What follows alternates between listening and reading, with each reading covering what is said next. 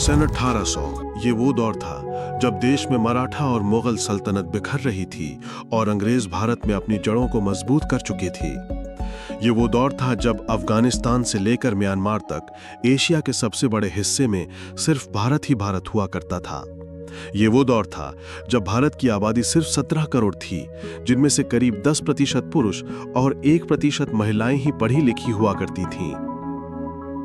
शायद इसी वजह से मीलों दूर से आए अंग्रेजों ने भारत पर कब्जा जमा लिया था।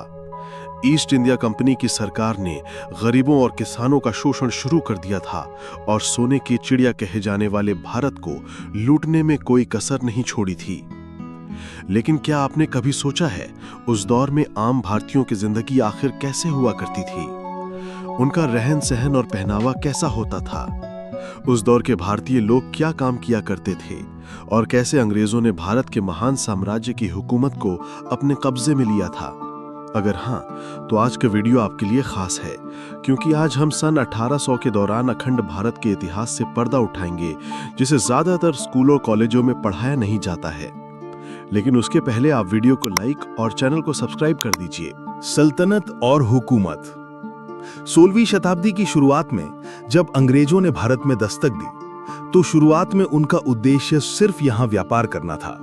लेकिन जब देश के कई महान राजा उनकी मीठी बातों की शिकार नहीं हुए, तो उन्होंने इस महान देश की सत्ता पर ही कब्जा करने का फैसला किया। बता दें कि भारत में कदम रखने वाली सबसे पहली ब्रिटिश टोली के कैप्टन थे विलियम हॉकिंस, जिन्होंने 24 अगस्त 1608 के दिन सूरत के बंदरगाह पर पहला कदम रखा था। और कुछ ही समय में उन्हें यह अंदाजा लग गया था कि वे कूटनीति से भारत को अपने कब्जे में कर सकते हैं। 1631 में जब शाहजहां ताजमहल बनवा रहे थे, तभी अंग्रेज भारत में अपने पैर पसारने की कोशिश में लगे हुए थे। उस वक्त कुछ छोटे बड़े राजाओं के अलावा भारत में 2 बड़े साम्राज्य की हुकूमत चलती थी, जिसमें पहला था औरंगजेब का मुगल एम्पायर और दूसरा था मराठा साम्राज्य। ये दोनों शक्तियां इतनी ताकतवर थीं कि इनके सामने अंग्रेज चाय में नमक के बराबर थे। मगर इनकी सबसे बड़ी कमजोरी थी एक दूसरे से नफरत करना। ये देख अंग्रेज एक तरफ इन दोनों सल्तनत के राजाओं के तलवे चाटते रहे और ये जताने की कोशिश करते रहे कि हम आपके साथ हैं, लेकिन दूसरी तरफ बड़ी चालाकी से कूटनीति करके इन दोनों साम्राज्य में कई लड़ाइयां करवाईं और खुद बाजी मारने के लिए सही मौके का इंतजार करते रहे। अपनी इसी रणनीति में कामयाब होने में अंग्रेजों को 100 साल लग गए और शुरुआत हुई 18वीं सदी की, जब ईस्ट इंडिया कंपनी ने भारत में अपने पैर पसार लिए थे। मुगलों की सल्तनत खत्म होने की कगार पर थी और मराठा साम्राज्य भी कई इलाकों में अंग्रेजों से हार चुका था। एक तरफ वे गरीबों और किसानों का शोषण कर रहे थे, दूसरी तरफ शिक्षा और पैसों की लालच देकर युवा भारतीयों को ही अपनी ब्रिटिश आर्मी में भर्ती करना शुरू कर दिया था। वे भारतीय व्यापारियों से बहुत ज्यादा कर वसूलते थे।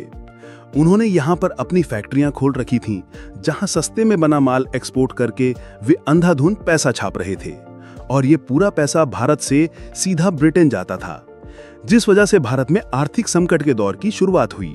भारतीयों की कमाई, पैसों की किल्लत और लगान।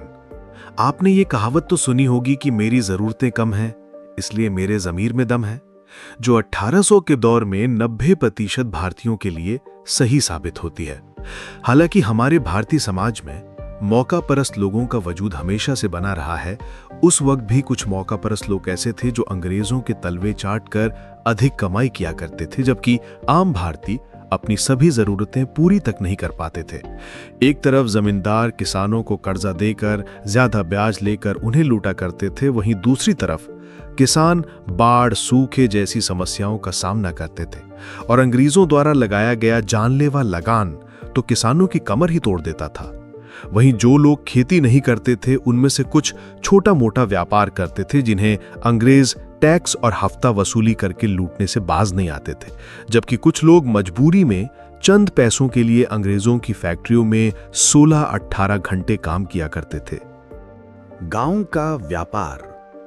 उस दौर के भारत की एक चीज बहुत अच्छी थी, वो है बार्टर सिस्टम, यानी सामान के बदले सामान देना। इसका इस्तेमाल भारत में ज्यादातर गांव में किया जाता था। गांव में अगर कोई एक आदमी चावल उगाता था, तो वो दूसरे आदमी से चावल के बदले गेहूं लेता था। जो आदमी सब्जी उगाता था, उन सब्जियों के बदले चावल और गेहूं ले लेता था। जैसे कि 1 किलो धान के बदले 4 किलो शक्कर। पूरे महीने के अनाज के बदले पूरे महीने की सब्जियां और 5 किलो गेहूं के बदले 5 किलो दाल। इससे फायदा ये होता था कि खाने पीने की हर चीज गांव में मिल जाती थी और इसके लिए पैसे चुकाने की जरूरत भी नहीं थी, इसलिए गांव में पैसे का चलन बहुत कम था। इसके साथ आज भी अगर आप भारत के कुछ गांव में जाएंगे तो वहां पर अदला बदली की प्रथा मिलेगी, जो बहुत अच्छी है। पहनावा।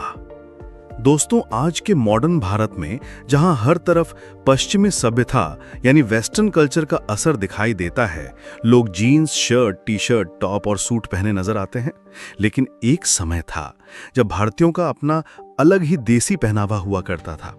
पुरुष सादी धोती और गमछा पहनते थे, औरतें साड़ी पहनती थीं और छोटे बच्चे ज्यादातर निक्कर में खेलते कूदते नजर आते थे। कुछ लोग धोती और कुर्ता पहनते थे, जबकि कुछ बड़े जमींदार ही अंग्रेजी पहनावा यानी जीन्स और शर्ट पहनते थे। भारत की यही सादगी और विविधता उन्हें अंग्रेजों से खास बनाती थी। यहां तक कि आज भी राजस्थान और उत्तर प्रदेश में रहने वाले कुछ बड़े बुजुर्ग उस वक्त का सादा पहनावा पहनते हुए देखे जा सकते हैं। लेकिन हम में से ज्यादातर युवाओं को आज लुंगी पहनना नहीं आता, जो थोड़ा निराशाजनक जरूर है। व्यवहार, रहन सहन और काम धंधा। आज इंसान चांद पर पहुंच गए, मंगल ग्रह पर रोवर भेज चुके हैं और फिर आर्टिफिशियल इंटेलिजेंस ने दुनिया को बदल कर रख दिया। लेकिन सन 1800 के आसपास भारत में टेक्नोलॉजी का कोई नामो निशान नहीं था, लेकिन हर भारतीय का जीवन सुकून से भरा था। बात करने के लिए तार से जुड़ा टेलीफोन तक नहीं था, लेकिन दिल से दिल का कनेक्शन मजबूत था। रिश्तेदारों से महीनों और कई सालों तक मिलना मुश्किल था, लेकिन मन में इज्जत और लगाव जरा भी कम नहीं था। और मिट्टी से बने घर भले ही कच्चे थे, लेकिन लोगों के दिल बड़े सच्चे थे। यातायात के सिर्फ बैलगाड़ी साधन थी, लेकिन लोगों के शरीर में बहुत ताकत थी। जेब में पैसों की फूटी कौड़ी ना हो, फिर भी चेहरे पर शिकन नहीं थी और भाईचारा ऐसा था कि एक आवाज पर पूरे गांव की भीड़ इकट्ठा हो जाती थी। मित्रों, उस दौर में जमीन छोटी हो या बड़ी, ज्यादातर लोग खेती करना ही पसंद करते थे और भारतीय किसानों की पसंदीदा फसल नील, कॉटन, अफीम, गेहूं और धान ही हुआ करती थी, जिसे किसानों से खरीदकर अंग्रेज विदेशी मार्केट में अच्छी कीमतों पर बेचते थे। लोग खेती के साथ पशुपालन भी करते थे। जो लोग खेती नहीं करते थे, वे अंग्रेजों की फैक्ट्री में काम किया करते थे। शाम होते ही सभी लोग अपने घर में आकर भजन, कीर्तन और सत्संग किया करते थे, जिसके लिए घरों में दिए भी जलाए जाते थे, क्योंकि इस दौर में भारत में बिजली नहीं थी। फिर लोग रात में जल्दी सो जाते और सुबह जल्दी उठकर काम पर चले जाते थे। 18वीं सदी के लोग बुजुर्गों का बहुत मान सम्मान करते थे और घर से लेकर गांव में वही होता था जो बड़े बुजुर्ग कहते थे। हालांकि वो ऐसा दौर था जब भारत में सबसे ज्यादा जातीय भेदभाव होता था।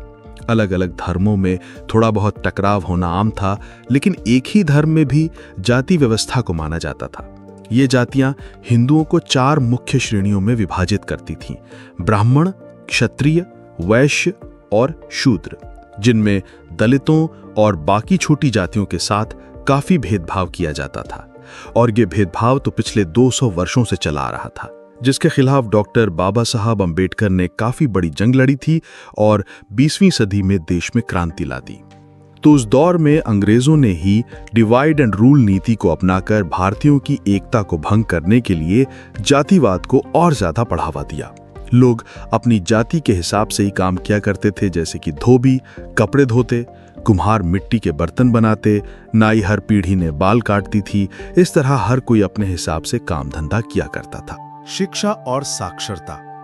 अब बात करें पढ़ाई लिखाई की, तो आपको जानकर हैरानी होगी कि उस वक्त भारत में पढ़े लिखे लोगों की संख्या बहुत ही कम थी। देश में सिर्फ 10% पुरुष और 1% महिलाएं ही साक्षर थीं। हालांकि बिना पढ़ाई लिखाई के ही भारत में रहने वाले सभी लोग किसी न किसी काम में बहुत निपुण थे। कुल मिलाकर उस वक्त भारत की कुछ चीजें बेहद अच्छी थीं, तो कुछ बहुत खराब। कहीं पर लोग बहुत खुश थे, तो कहीं बहुत दुखी। लेकिन भारत हो या दुनिया का कोई भी देश, सदियों से संतुलन बनाए रखने के लिए कुदरत का यही नियम चलता आया है। तो मित्रों, अगर आपको भी अखंड भारत के महान इतिहास पर गर्व है, तो कमेंट बॉक्स में हमारे देश की तारीफ में 2 बोल जरूर लिखिए और ये भी बताइए कि उस दौर की वो खासियत कौन सी है जो आज का मॉडर्न जमाना मिस कर रहा है। हमारी ये पेशकश पसंद आई हो तो वीडियो को लाइक और शेयर करें। ऐसे ही दिल छू लेने वाले वीडियोस के लिए हमारे चैनल को सब्सक्राइब करके पास वाली घंटी जरूर बजा दीजिए।